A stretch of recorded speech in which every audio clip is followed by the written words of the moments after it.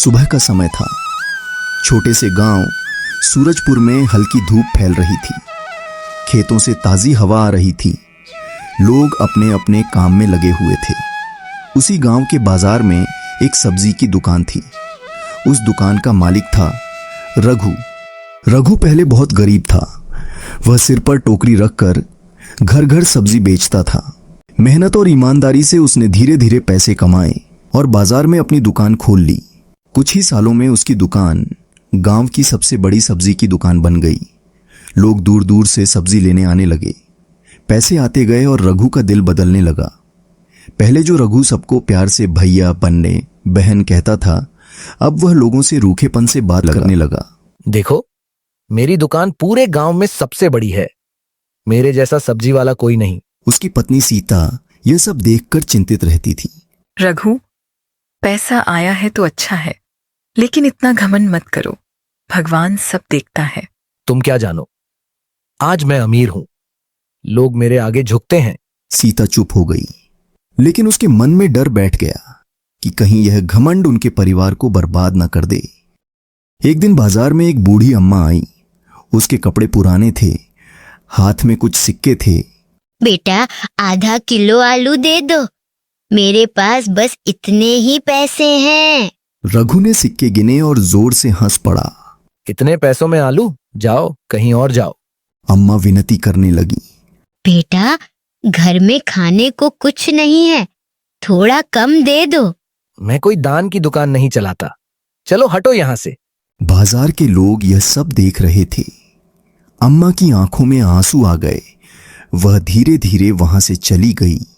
पास खड़ा किसान मोहन बोला, रघु, गरीब का दिल मत दुखाओ।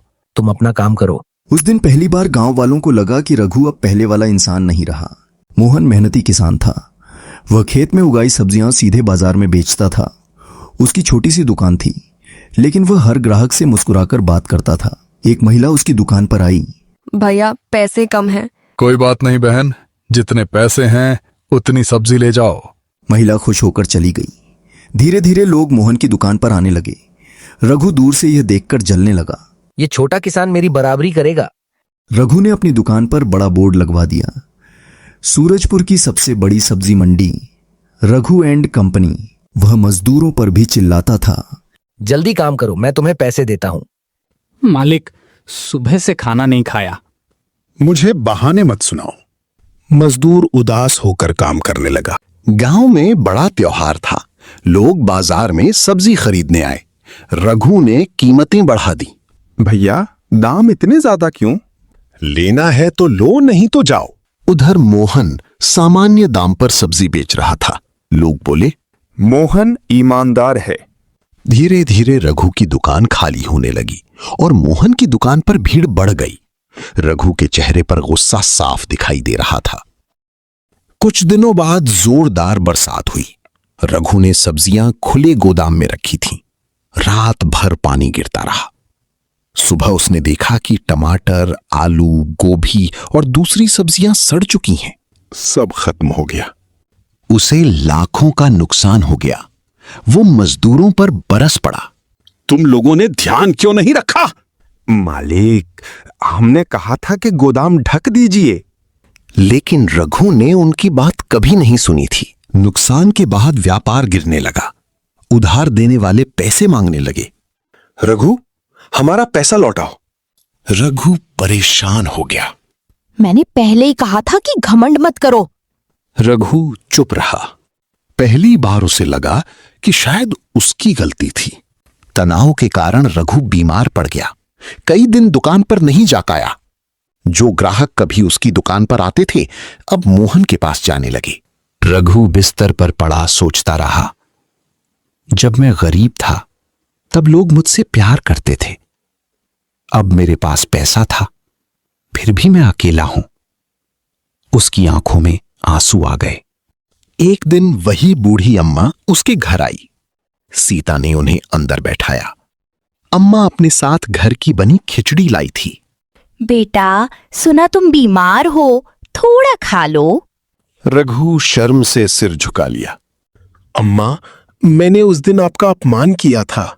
बेटा, गलती इंसान से होती है, भगवान सबको सुधारने का मौका देता है। रघु रो पड़ा। मुझे माफ कर दीजिए। अरे कोई बात नहीं। अगले दिन मोहन उससे मिलने आया। रघु, सुना तुम्हें नुकसान हुआ है। मेरे खेत में अच्छी सब्जी हुई है, चाहो तो कुछ दिन मेरी सब्जी बेच लो। रघु हैरान रह गया। मैंने तुम्हारा मजाक उड़ाया था, फिर भी तुम मेरी मदद कर रहे हो।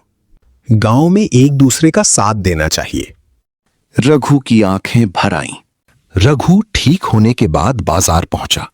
उसने सबसे पहले अपने मजदूरों को बुलाया। मुझे माफ कर दो, मैंने तुम्हारे साथ बुरा व्यवहार किया।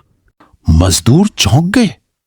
एक मजदूर बोला, मालिक, आपने पहली बार ऐसा कहा है। आज से तुम लोग मेरे मजदूर नहीं, मेरे साथी हो। फिर वो बाजार में खड़ा होकर बोला, जिस किसी का मैंने दिल दुखाया है वो मुझे माफ कर दे। लोगों ने पहली बार उसके चेहरे पर सच्चा पछतावा देखा। रघु ने अपनी दुकान का बड़ा बोर्ड हटवा दिया, उसकी जगह नया बोर्ड लगवाया, रघु सब्जी भंडार, ईमानदारी और सेवा। अब वो हर ग्राहक से मुस्कुराकर बात करता था। गरीब लोग आते तो वो थोड़ा ज्यादा सब्जी दे देता। एक दिन वही अम्मा आई। अम्मा, आज सब्जी मेरी तरफ से। अब तुम सच में अमीर हो गए हो बेटा।